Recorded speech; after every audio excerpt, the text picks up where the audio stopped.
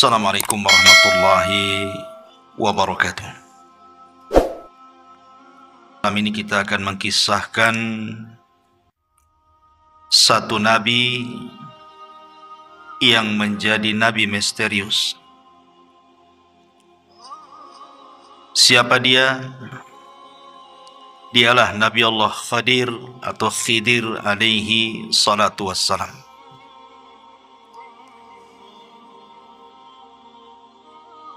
Nabi Khidir ini menarik untuk dibicarakan sebab menjadi polemik para ulama. Apakah dia masih hidup sampai sekarang ataukah dia sudah mati? Bahkan ada cerita-cerita di masyarakat bahwa mereka pernah melihat Khidir katanya.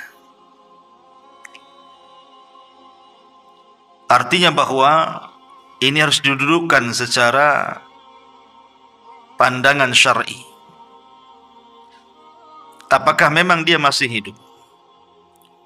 Siapa Nabi Khidir ini? Bagaimana kisah perjalanannya? Dan diutus kemana beliau?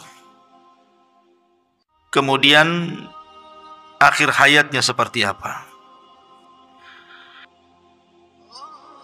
Ma'asyiral muslimin yang dimuliakan Allah Subhanahu wa taala.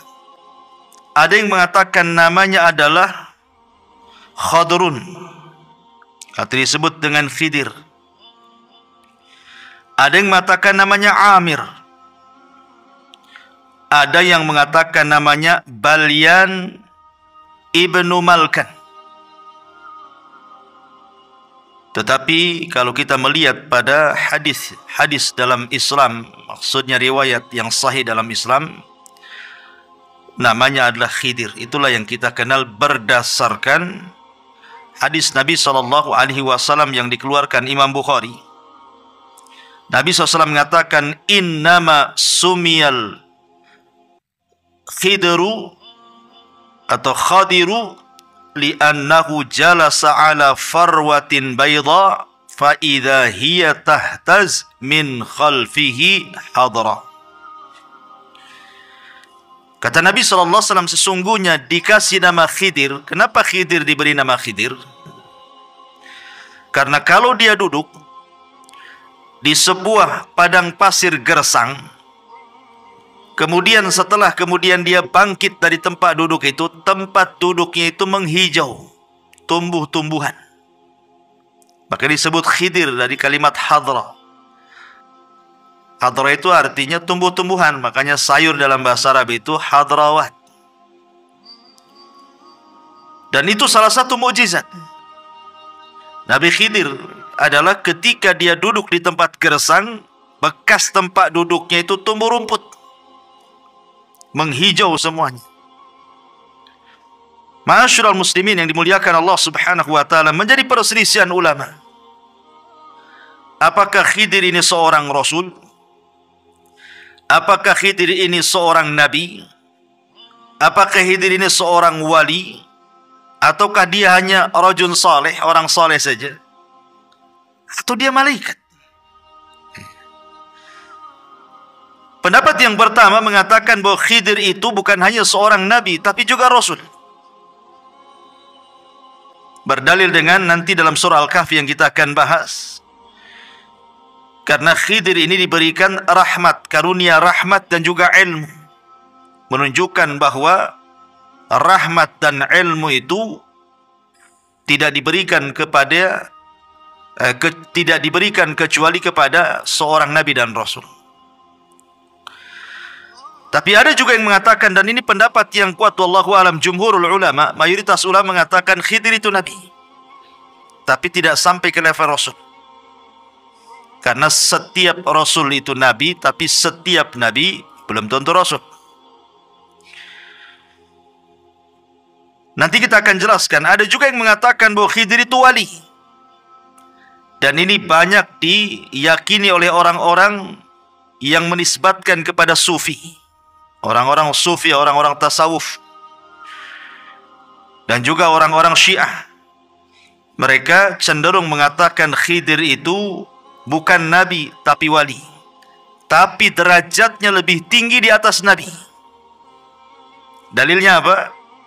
Karena Nabi Musa belajar kepada Khidir, menunjukkan Khidir lebih tinggi dibandingkan Musa, karena Musa belajar sama dia masalahnya.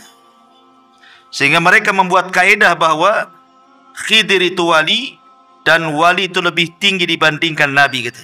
Nanti kita akan bantah. Saya sebutkan pendapat-pendapat dulu. Kemudian yang keempat, Khidir itu malaikat yang menjelma dalam bentuk Bani Adam. Dan juga ada yang mengatakan dia hanya orang biasa tapi soleh. Tapi sekali lagi pendapat yang kuat wallahu alam, Khidir itu seorang nabi. Tapi tidak sampai ke Rasul. Tapi di atasnya wali. Karena nabi itu di atasnya wali. Dalil bahwa Khidir ini seorang nabi. Pertama mukjizat, tentu mukjizat. Yang tadi saya katakan di antara mukjizatnya kalau Khidir itu duduk di sebuah tempat yang gersang, kemudian dia pergi menghijau tuh tempat duduknya, dan itu mukjizat. Kemudian dalil yang kedua, nanti kalau kita berkisah setelah ini tentang bagaimana pelajaran Khidir yang ditampakkan kepada Nabi Musa, seperti melobangi kapal, membunuh anak kecil, membenarkan bangunan yang hampir roboh. Tidak mungkin Khidir ini melakukan itu pandai-pandai dia kan begitu. Tentu ada wahyu. Seperti membunuh orang. Membunuh tidak boleh. Berarti ketika Khidir membunuh ini karena ada perintah Allah Subhanahu wa taala. Artinya dia seorang nabi mendapatkan wahyu. Bagi orang yang mengatakan wali itu karomah, karena sering saya katakan bahwa keanehan di dunia ini ada berapa? Ada 5 atau 6 ya. Pertama mukjizat. Mukjizat ini diberikan kepada siapa? Para nabi. Yang kedua karomah, diberikan kepada para wali. Yang ketiga maunah, diberikan kepada orang biasa yang soleh. Kemudian yang keempat, sihir, diberikan kepada para dukun, para bomo paranormal. Dan yang terakhir, al-ihana. Ihana itu keanehan tapi untuk menghinakan. Seperti ketika Musailamah al-Kadzab didatangi orang yang buta sebelah, kemudian minta mata yang buta sebelah itu disembuhkan. Datang dia kepada Musailamah al-Kadzab, si nabi palsu itu. Karena yakin dia seorang nabi bisa menyembuhkan, diludahi sama Musailamah. Akhirnya dua-duanya buta. Bukannya sembuh, buta dua-duanya. Itu kan dalam rangka ihana, ya, merendahkan. Itulah 5 keanehan yang terjadi. Ma'asyiral muslimin yang dimuliakan Allah Subhanahu wa taala. Adapun apakah Khidir masih hidup atau sudah mati, nanti pembahasannya di akhir. Kita akan masuk pada kisah Nabi Khidir yang saya kutip dari surah Al-Kahfi. Ma'asyiral muslimin yang dimuliakan Allah Subhanahu wa taala. Disebutkan dalam Sahih Bukhari. Jadi satu hari Nabi Khidir ini dia pernah berceramah menjadi khatib di tengah-tengah Nabi Musa. Jadi satu hari Nabi Musa alaihi salatu wassalam sedang menjadi khatib di tengah-tengah Bani Israel. Tiba-tiba kemudian adalah yang hadir di situ bertanya kepada Nabi Musa, "Ya Musa, ada enggak manusia yang lebih alim dibandingkan engkau?" Tiba-tiba Musa mengatakan, "Tidak ada." Musa bukan sombong, tidak. Walaupun kenyataannya memang tidak ada orang alim di zaman itu melebihi Musa kan begitu. Tapi Musa ini manusia, ada sisi sifat kemanusiaannya lupa. Harusnya dia mengatakan, Allahu a'lam. Artinya menasabkan ilmu kepada Allah Subhanahu wa taala. Ataupun mengucapkan insya Allah tidak ada. Tapi dia mengatakan tidak ada orang alim melebihi diriku, katanya. Dari kalimat ini akhirnya Allah Subhanahu wa taala menjawab dari langit bahwa ada orang yang lebih alim, yang punya ilmu yang kau tak punya. Kemudian Allah Subhanahu wa taala merintahkan Nabi Musa untuk berangkat mencari orang yang dimaksud Allah. Maksudnya mencari Khidir alaihi salam. Lah dengan berangkatnya Musa mencari Khidir menunjukkan Musa tidak sombong. Sebab kalau sombong ngapain dia datang? Ketika kemudian dia mencari Khidir itu menunjukkan tawadhu'nya, bahwa dia ingin mencari juga ilmu. Tidak hanya mencukupkan ilmu yang dia miliki, dia pun ingin menambah. Dari sini kata para ulama, ada dalil tentang pensyariatan rihlah li talabul ilmi. Dan setelah itu Musa alaihi salatu wassalam mengajak pembantunya namanya Yusha ibn Nun. Dan begitu para nabi selalu bawa pembantu. Ketika Nabi SAW berdakwah ke Taif, siapa yang dibawa? Zaid ibn Harith. Untuk membantu Nabi dalam berdakwah. Sebagaimana Rasul mengambil Zaid ibn Harith, maka Musa mengambil Yusha ibn Nun yang kelak akan menjadi penerusnya. Setelah Musa meninggal, Harun meninggal, Yusha inilah yang akan memimpin Bani Israel untuk mengambil alih Baitul Maqdis. Bahkan Musa juga tidak berhasil.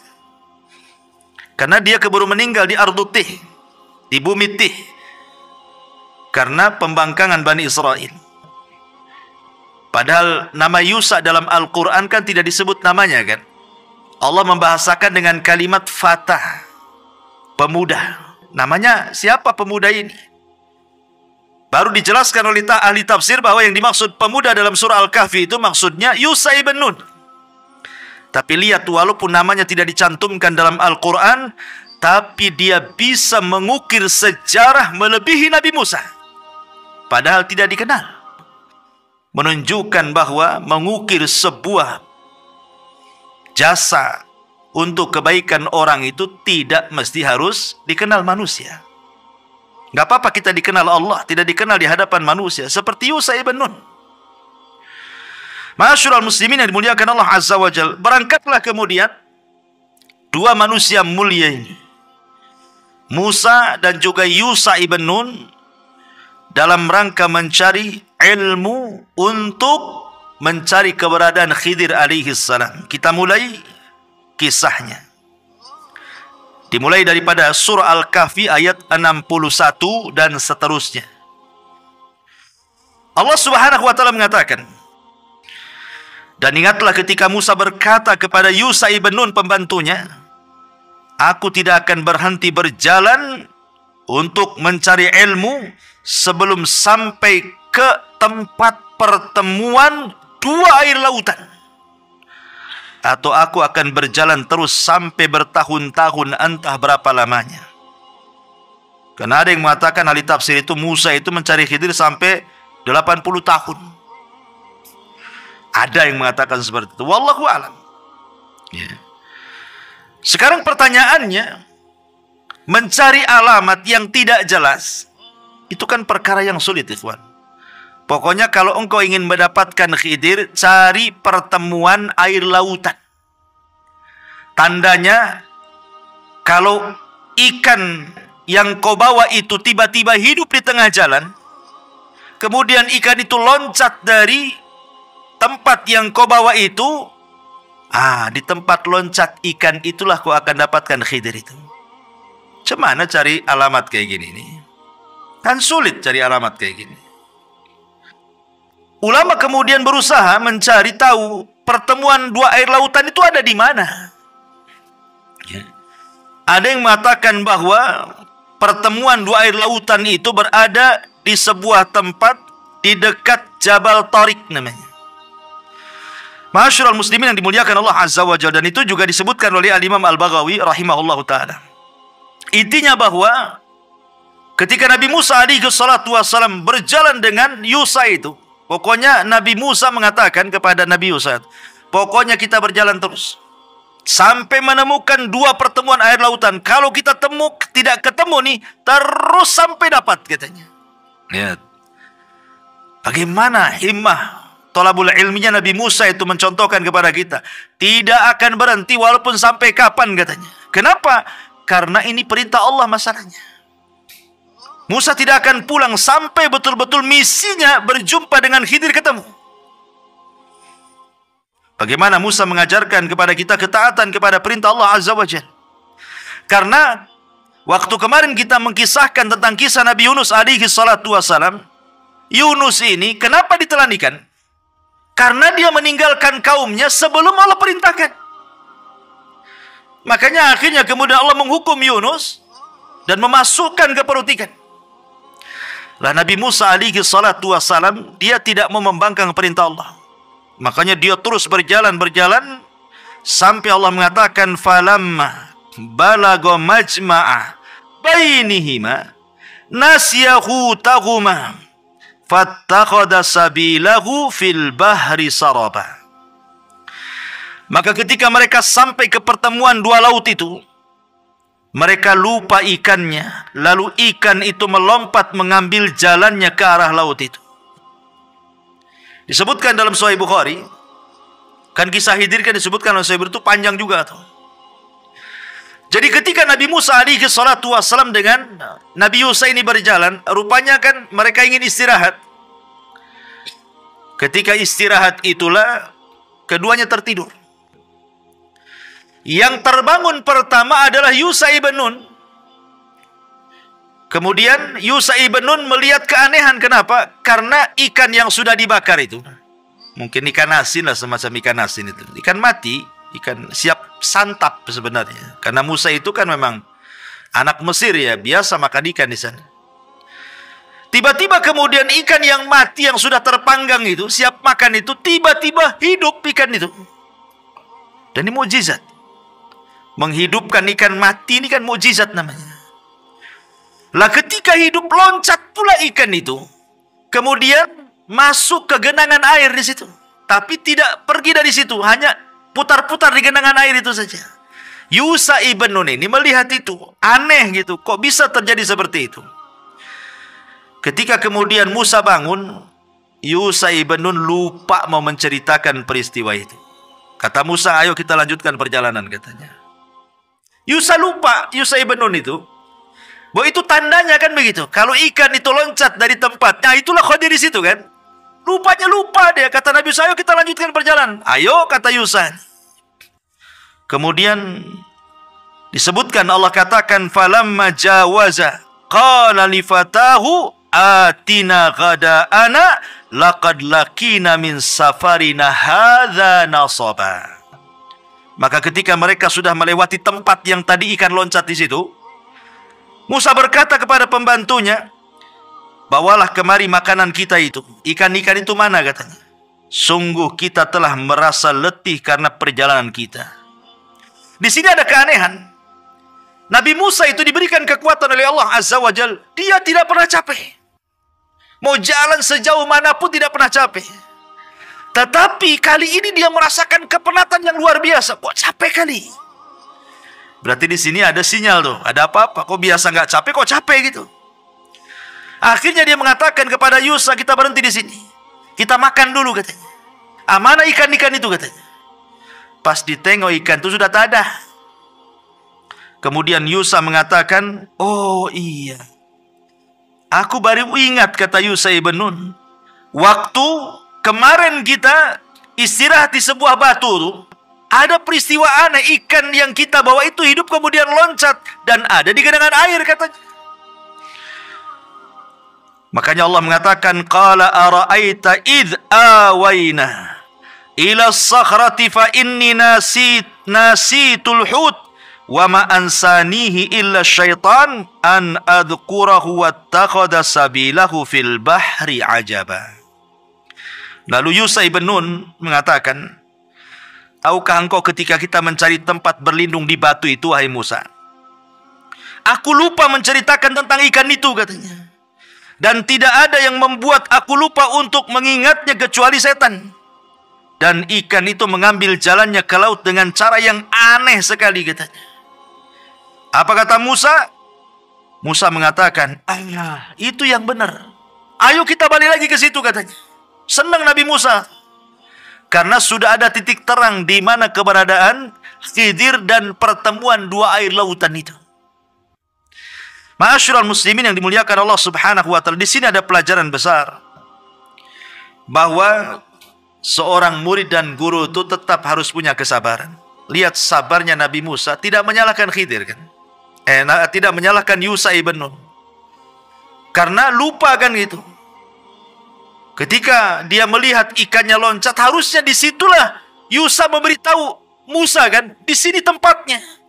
Tapi karena dilupakan setan, akhirnya mereka pun jauh kali udah meninggalkan batu itu, baru ingatkan itu.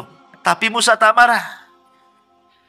Ini menunjukkan bahwa seorang murabbi, seorang muallim, seorang guru, seorang pendidik harus punya kesabaran kepada anak didiknya. Seperti Musa alaihi salatu wassalam di sini. Ma'asyiral muslimin yang dimuliakan Allah Subhanahu wa taala. Ketika sampai di batu itu, tiba-tiba kemudian Musa dan Yusha ini melihat ada orang yang berbaju tebal, longgar, lebar. Ya. Sebagaimana disebutkan dalam hadis Bukhari, falamma intahaya ila sakhrati idza rajulun musajjin bi thawbin. Kata Nabi SAW, ketika keduanya Yusha dan juga Musa ini sampai di batu itu, tiba-tiba ada seorang laki-laki yang menggunakan pakaian sangat longgar sekali. Fasallama Musa, maka Musa pun mengucapkan salam. Assalamualaikum. Waqala Khidir, rupanya Khidir itu di depan dia. Khidir mengatakan, wa anna bi ardikas salam. Bagaimana cara mengucapkan salam di negerimu? Seolah-olah Khidir aneh gitu, kok ada hukum mengucapkan salam? Di negeri dia nggak ada orang mengucapkan salam tuh. Kemudian Khidir tanya, siapa kamu? Maka Musa mengatakan, ana Musa, saya ini Musa. Kata Khidir, Musa siapa? Kata Nabi Musa, Musa Bani Israel. Baru ngeh dia. Oh, kamu Musa Bani Israel. Dari sini menunjukkan apa? Khidir itu tidak tahu yang gaib. Sebagaimana prasangka sebagian orang terhadap Khidir itu, bahwa Khidir itu manusia yang punya ilmu laduni, mampu menerawang, mampu melihat hal-hal gaib. Menebak Nabi Musa aja tak bisa. Siapa kamu? Kalau dia memang tahu yang gaib kan sudah tahu, oh kamu Musa Bani Israel. Kenapa mesti tanya dulu? Ya. Dari sini menunjukkan bahwa Khidir itu juga sama dengan yang lainnya. Tidak tahu yang gaib, kecuali yang Allah beritahukan saja. Karena kegaiban itu hanya milik Allah Subhanahu wa taala. Lah dari sini setelah kemudian Musa betul-betul berjumpa dengan Khidir, maka Musa mengatakan, Allah katakan, qala lahu Musa, hal attabi'uka ala an tu'allimani mimma ullimta rusyda. Musa berkata, bolehkah aku mengikutimu agar engkau mengajarkan kepadaku ilmu yang benar yang telah diajarkan kepadamu untuk menjadi petunjuk bagiku. Kata. Di sini ada pelajaran adab. Seorang pelajar, seorang thalabatul ilmi, kalau hendak meminta ilmu kepada seorang guru ya harus beradab. Lihat Nabi Musa aja beradab. Padahal secara kedudukan Musa itu jauh di atas Khidir. Bagaimana tidak jauh di atas Khidir? Dia bukan hanya seorang nabi. Dia bukan hanya seorang rasul. Dia adalah kalimur rahman. Dia adalah ulul azmi minar rusul. Dan dialah nabi yang paling masyhur dari seluruh nabi-nabi Bani Israel. Dan turun Taurat padanya. Khidir tidak ada kitab turun kepada dia. Tapi karena Musa berhajat ingin mengambil ilmu Khidir, maka dia beradab, meminta dengan sangat lembutnya dan mengatakan, bolehkah aku mengikutimu agar engkau mengajarkan kepadaku ilmu yang benar yang telah Allah ajarkan kepadamu supaya menjadi petunjuk bagiku, katanya. Subhanallah. Bagaimana Musa beradab. Dari sini kata para ulama, la yambulu ar-rajulu, la yambulur rajulu, orang itu belum dikatakan cerdas kecuali dia bisa mengambil ilmu ala man fauqahu wa ala man dunahu wa ala man siwahu, kecuali dia bisa mengambil ilmu dari orang yang di atas dia, dari orang yang di bawah dia, atau dari orang yang setara dengan dia. Itu baru cerdas orang itu. Ma'asyiral muslimin yang dimuliakan Allah Azza wa Jalla. Dan di sini juga ada pendalilan yang salah yang saya katakan tadi. Ada sebagian orang menganggap bahwa wali itu lebih tinggi dibandingkan nabi. Buktinya apa? Khidir menjadi gurunya Nabi Musa. Berarti wali itu lebih tinggi dibandingkan para nabi. Kita katakan nabi lebih tinggi dibandingkan wali. Nabi itu lebih tinggi dibandingkan wali. Dari mana kita tahu?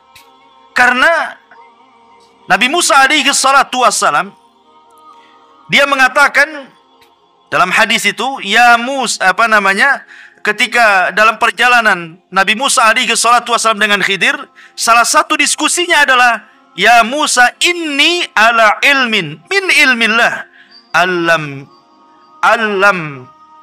allimnihi la ta'lamhu anta wa anta ala ilmin allamakahu la a'lamuhu, kata Khidir. Musa, aku punya ilmu yang kau tak punya, tapi kau juga punya ilmu yang aku tidak punya.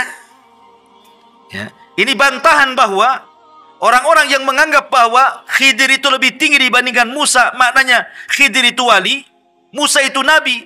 Kok nabi belajar sama wali? Berarti wali lebih tinggi dibandingkan nabi. Kita katakan di sini ada dialog. Khidir sendiri yang ngomong kepada Nabi Musa, Musa, aku punya ilmu yang kau tak punya, tapi aku juga tak punya ilmu yang kau punya. Artinya masing-masing punya ilmu di sini. Kecuali kalau memang Musa tidak punya ilmu kecuali Khidir yang punya, itulah. Ini kan masing-masing punya ilmu. Dan kita tidak ragu lagi bahwa ilmu yang dimiliki Nabi Musa jauh lebih banyak dibandingkan ilmu yang diberikan kepada Khidir. Karena dia seorang nabi, ulul azmi, lebih mulia dibandingkan Khidir alaihi salam.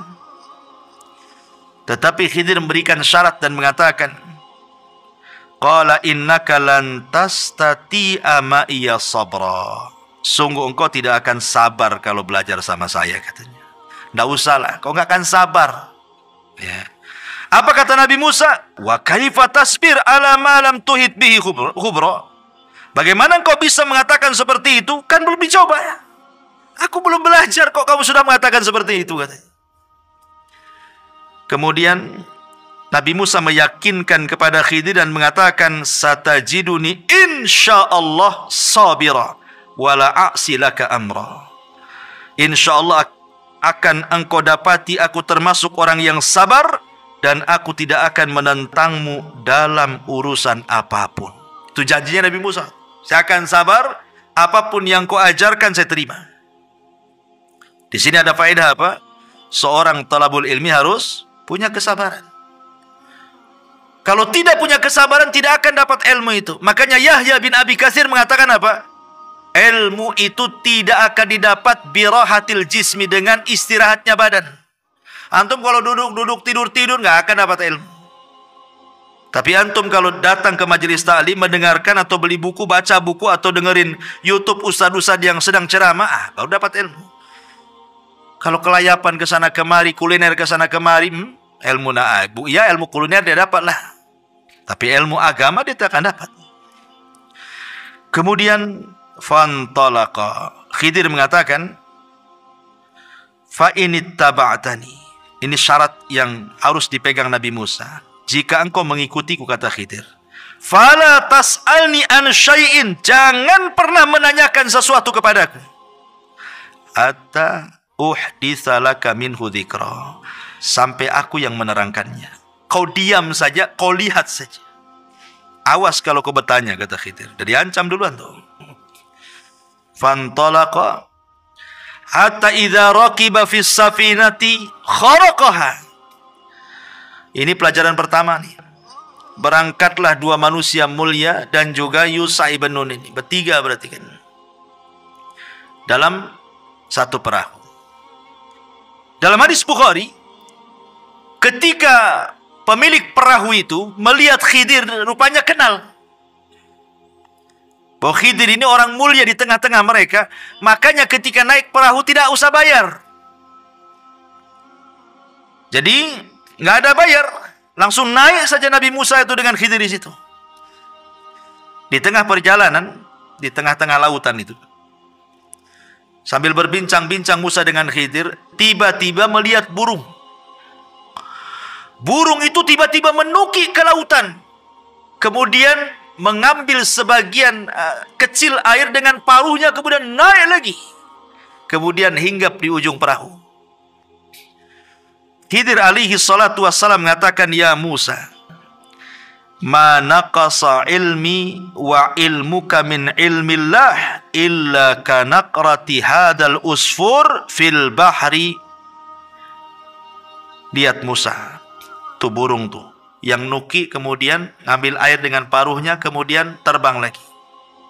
Ilmu saya dengan ilmu kamu kalau digabungkan itu hanya seteguk air yang diminum oleh burung itu. Adapun lautan ini, inilah ilmu Allah katanya. Lihat, bagaimana di sini ada pelajaran bahwa ilmu yang diberikan Allah kepada kita ini hanya satu teguk yang diteguk oleh burung saja. Itulah dengan satu teguk itulah ada yang jadi profesor, ada yang jadi dokter, ada yang jadi insinyur, ada yang jadi penemu, jadi orang cerdik, cerdas, pandai, dan begitu seterusnya. Hanya setitiklah ilmu Allah yang Allah berikan kepada kita itu. Lebihnya lautan itu ilmu Allah. Di sini ada pelajaran, jangan sombong. Satu jengkal di bawah kaki aja kita nggak tahu apa isinya. Tiba-tiba kemudian sombong pula di hadapan Allah Azza wa Jal. Takabur dengan pengetahuannya, dengan kekayaan, dengan jabatannya. Siapa Anda? Ilmu yang Anda miliki itu bagian dari ilmu yang setetes yang diteguk burung itu. Ya. Ma'asyiral muslimin yang dimuliakan Allah Azza wa Jalla. Kemudian ketika sampai di daratan, sudah kapal itu sudah mendarat gitu ya, sudah menepi. Tiba-tiba Nabi Khidir alaihi salatu wassalam merusak kapal itu dengan cara apa? Menyobek satu papan. Ditarik satu papan itu, ya secara otomatis tiba-tiba kapal itu tenggelam lah. Lah Musa masih di situ, Khidir masih di situ, yang punya perahu masih di situ. Apa kata Nabi Musa alaihi salatu wassalam? Qala akharabtaha litughriqa ahlaha laqad ji'ta syai'an amra, kata Nabi Musa. Sungguh engkau telah berbuat sesuatu yang salah besar, wahai Khidir. Kenapa kau bolongi perahu ini, katanya? Apakah kau akan menenggelamkan pemiliknya? Padahal dia di sana juga. Musa tidak mengatakan apakah kau akan menenggelamkan kapalnya, tidak. Tapi apakah kau akan menenggelamkan pemiliknya? Nabi Musa mendahulukan jiwa orang tuh. Bukan perahunya, tapi jiwanya. Yang kedua, Nabi Musa berpikir, ini orang nggak tahu baik budi ini. Udah dikasih tumpangan gratis, nggak bayar lagi. Tiba-tiba kemudian sudah sampai dibolongi, dirusak pula kapal itu. Mana syukurnya? Seolah ngomong begitu itu Nabi Musa kepada Khidir itu. Makanya dia agak emosi kan. Karena Nabi Musa ini pantang melihat sebuah kemungkaran itu. Musa lupa perjanjian di awal kan. Apa perjanjiannya? Jangan tanya. Jangan tanya. Ya. Kalau kau tanya, jangan belajar. Itu kan perjanjiannya. Tapi spontanitas, karena melihat kemungkaran, lupa diri dia. Akhirnya dia mengatakan, ini apa-apaan ini, katanya. Makanya kemudian Khidir mengatakan, alam akul innaka lan tastati'a ma'iya sabra. Kata Khidir, bukankah sudah kukatakan, engkau tidak akan sabar kalau belajar kepadaku, katanya.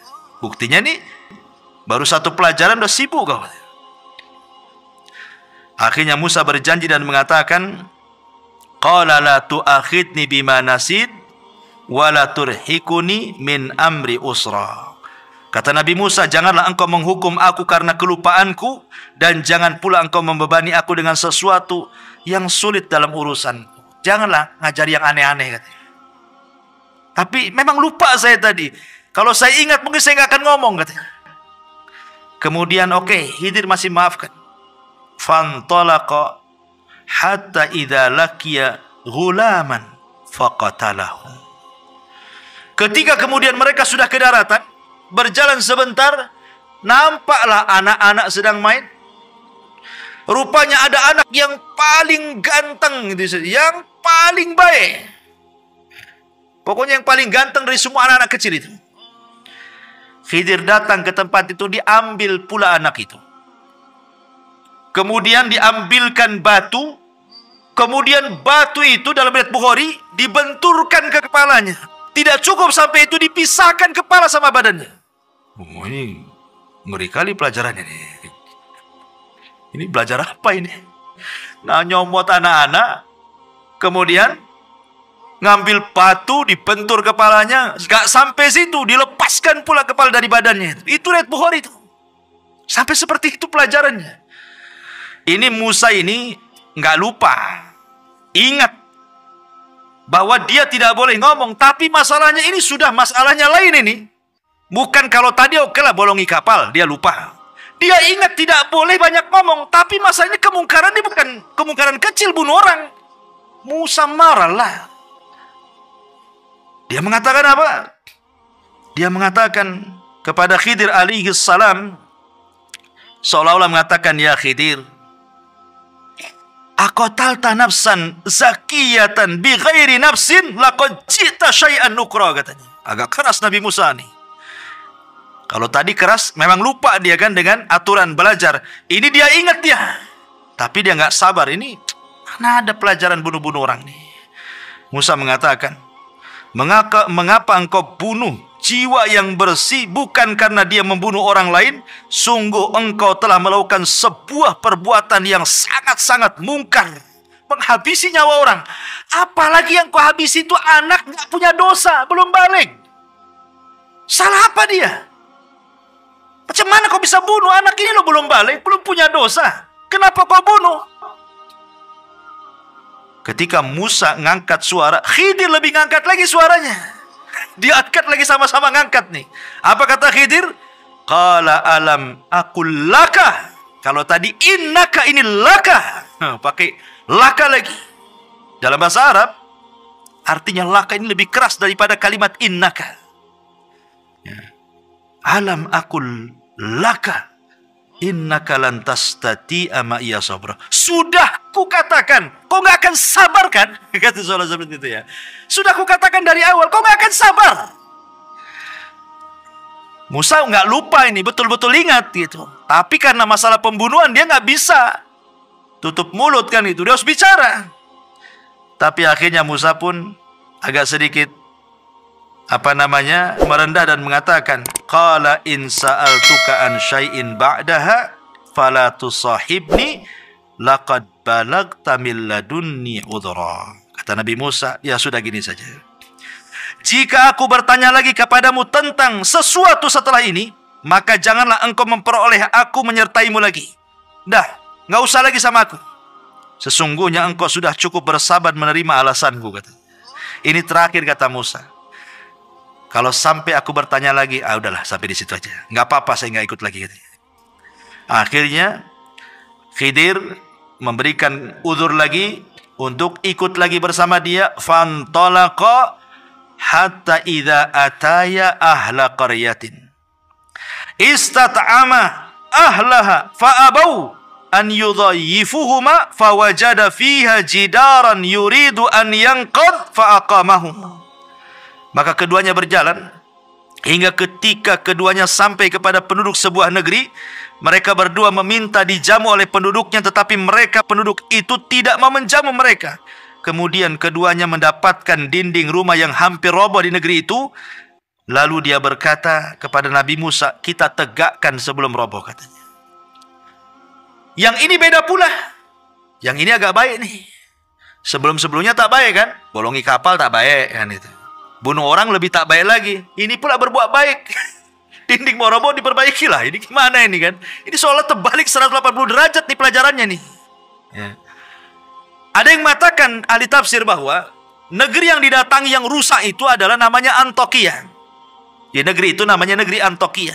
Negeri itu rusak serusak-rusaknya. Semuanya bakhil. Nggak ada orang baik di situ. Ketika melihat ada orang asing itu, mereka nggak peduli. Padahal Khidir dan Nabi Musa ini sudah kelaparan. Tetapi ketika kemudian masuk ke negeri Antokia itu, satu orang pun tidak mau menjamu. Akhirnya kata Khidir ini, kalau gitu kita cari tempat lain. Ini penduduk ini jahat semua nih. Keluar, sebelum keluar di perbatasan kota itu, adalah rumah sudah doyong mau roboh. Ya. Jadi Khidir mengatakan kepada Musa, tunggu dulu.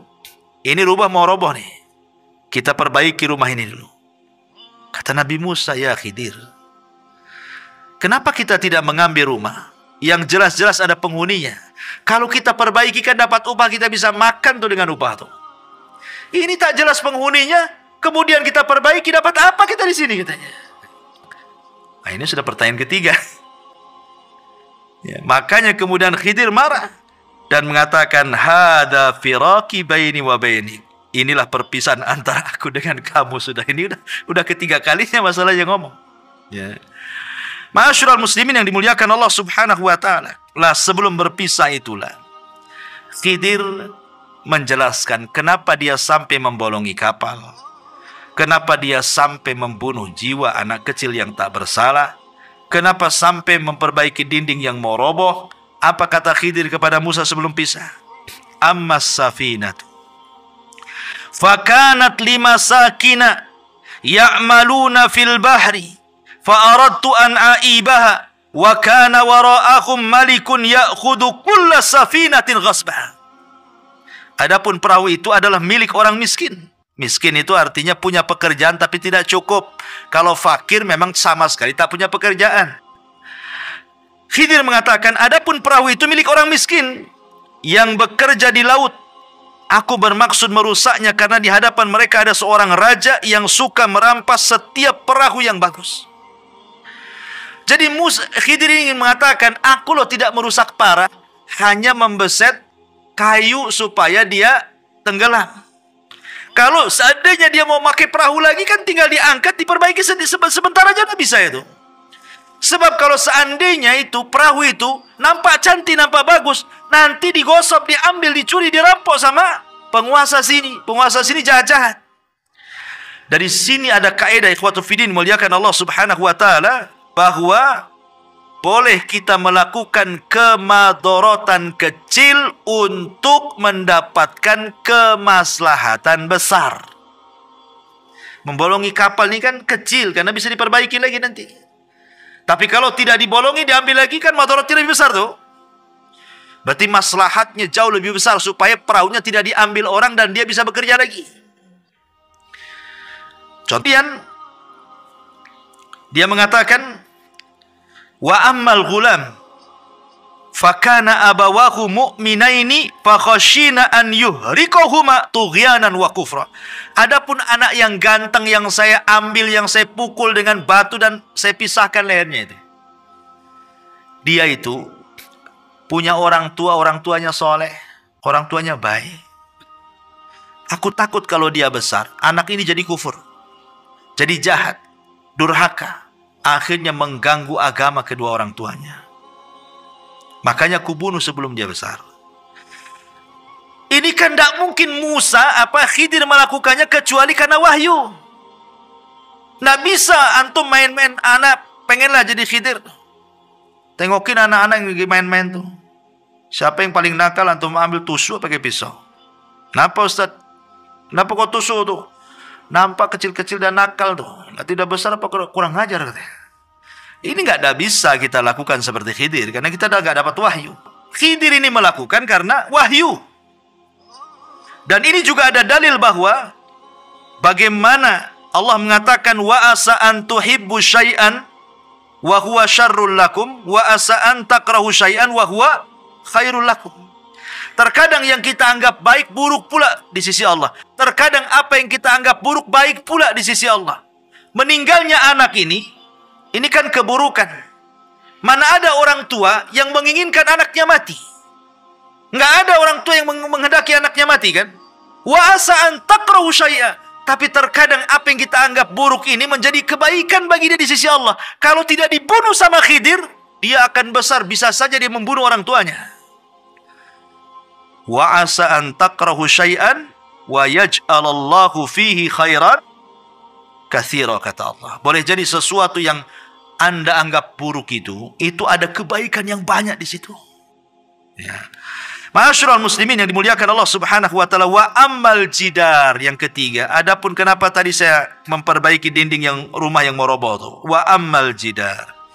Fa kana li gulamaini yatimaini fil madinati wa kana tahtahu kanzun lahuma wa kana abuhuma salihan fa arada rabbuka an yablugha ashuddahuma wa yastakhrija kanzahuma rahmatan min rabbika wa ma fa'altuhu an amri dzalika ta'wilu ma lam tasti alaihi sabra.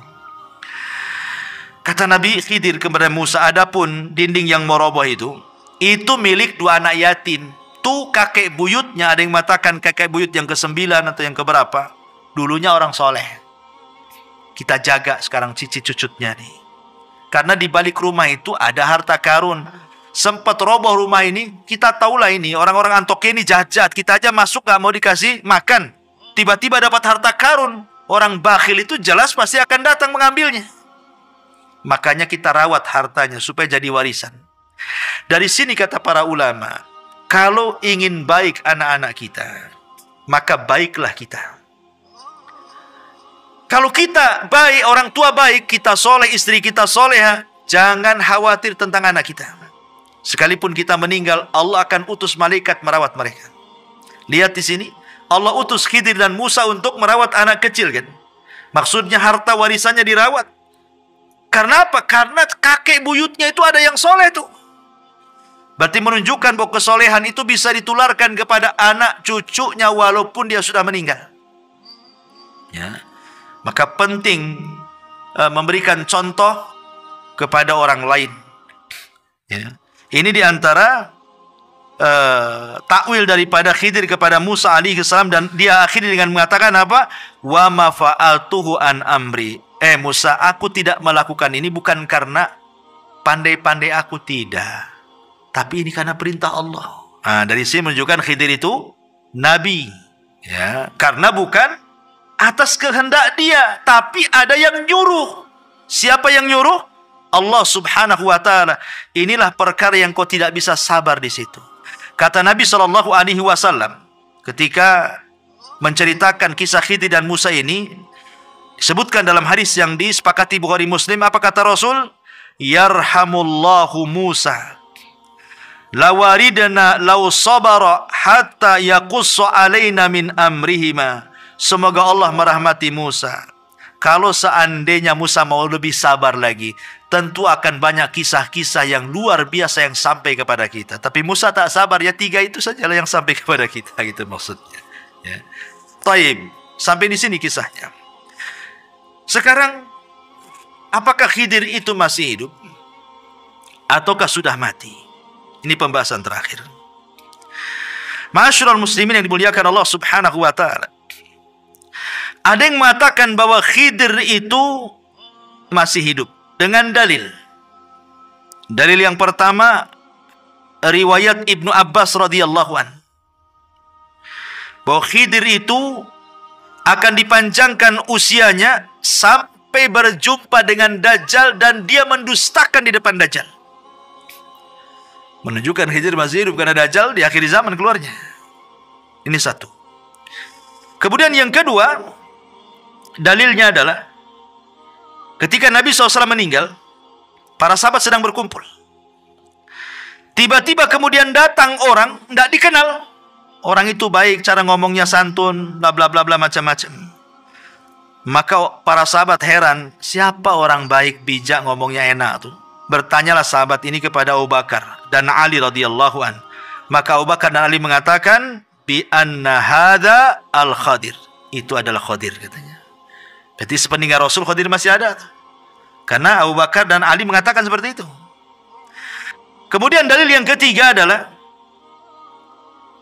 ijtima'ul Khadir wal Ilyas fi kulli musimin minal hajj. Dalam sebuah riwayat bahwa setiap musim haji, Nabi Khidir dan Ilyas itu biasanya ketemu di Mekah sama-sama haji, kemudian saling mencukur rambut. Setiap musim haji. Kemudian yang keempat, dijelaskan ijtima'ul Khadiri wa Jibril wa Mikail wa Israfil fi Arafat. Ketika haji, maka Jibril akan datang, Mikail akan datang, Israfil akan datang, dan mereka akan bersama Khidir di Arafah. Menunjukkan bahwa Khidir belum mati. Tetapi ulama membantah. Satu, Imam Ibnu Hajar ketika mengomentari hadis Ibnu Abbas yang pertama, beliau mengatakan hadis itu mungkar. Bukan hanya dhaif, mungkar lagi. Tak bisa diambil. Adapun dalil yang kedua, Imam Bukhari yang mengatakan hadis itu juga mungkar. Adapun yang ketiga, Imam Ibnu Hajar mengatakan ada dua orang yang matruk, ditinggalkan riwayatnya. Adapun hadis yang keempat juga disebutkan oleh Imam Ibnu Hajar tentang berkumpulnya Khidir, Jibril, Mikail dan Israfil di Arafah itu. Hadis itu maudhu, palsu. Dan banyak riwayat-riwayat, hampir seluruh yang mengatakan Khidir itu masih hidup, tidak ada yang sahih riwayatnya. Dan pendapat yang kedua, Khidir itu sudah meninggal. Dan ini perkataan Imam Bukhari, pendapat Ibnu Al-Jauzi, pendapat Abul Husain, pendapat ulama-ulama salaf yang lainnya. Dalilnya satu, firman Allah surah Al-Anbiya ayat 34, Allah mengatakan wa ma ja'alna li basyari min qablikal khulda afa immitta fahumul khalidun. Kami tidak menjadikan hidup abadi bagi seorang manusia pun sebelum kamu. Maka jika kamu mati, apakah mereka kekal? Ya enggak lah. Tidak ada yang kekal, kata Al-Quran. Maka Khidir masuk pada ayat ini. Dalil yang kedua adalah surah Al-Imran ayat 81. Ketika Allah menjelaskan tentang perjanjian para nabi, kalau Allah mengutus Muhammad, mereka akan menolongnya. Mereka akan berusaha masuk ke agamanya dan begitu seterusnya. Baca dalam surah Al-Imran. Kata Ibnu Katsir ketika memberikan catatan kepada Al-Imran ayat 81 itu, dia mengatakan faqala Ibnu Katsirin annahu idza kana al-khadiru ayyan fa huwa yadkhulu fi mitsaqil anbiya fayansuruna nabiyya sallallahu alaihi wasallam min a'daihi. Kalau memang Khidir itu hidup, tentu dia akan masuk pada perjanjian para nabi. Kalau diutus, nabi akan ditolong. Tapi mana buktinya? Saat nabi kalah di perang Uhud, mana Khidirnya? Nggak datang. Dan itu senada dengan ucapan Ibnu Taimiyah rahimahullahu ta'ala. Apa kata Ibnu Taimiyah saat ditanya apakah Khidir masih hidup? Kata beliau, "Lau kana al-Khadiru hayyan lawajaba alaihi an ya'tiyan nabiyya sallallahu alaihi wasallam wa yujahidu baina yadayhi wa yata'allama minhu. Wa qad kana an-nabiyyu sallallahu alaihi wasallam yauma badrin Allahumma intalik hadhihi isabah falan tu'bad abada." Ila akhirih. Kata Imam Ibnu Taimiyah saat ditanya apakah Khidir masih hidup? Kata Ibnu Taimiyah, kalau Khidir hidup, maka Khidir wajib datang menghadap Nabi, berjihad dengan Nabi, belajar kepada Nabi. Sekarang ketika perang Badar, mana Khidir? Kata Ibnu Taimiyah, tak ada. Kemudian juga hadis Nabi SAW yang dikeluarkan Imam Muslim dalam sahihnya, ma min nafsin manfusatin al-yawma ta'ti alaiha mi'atu sanatin wa hiya hayyatun yawma idzin.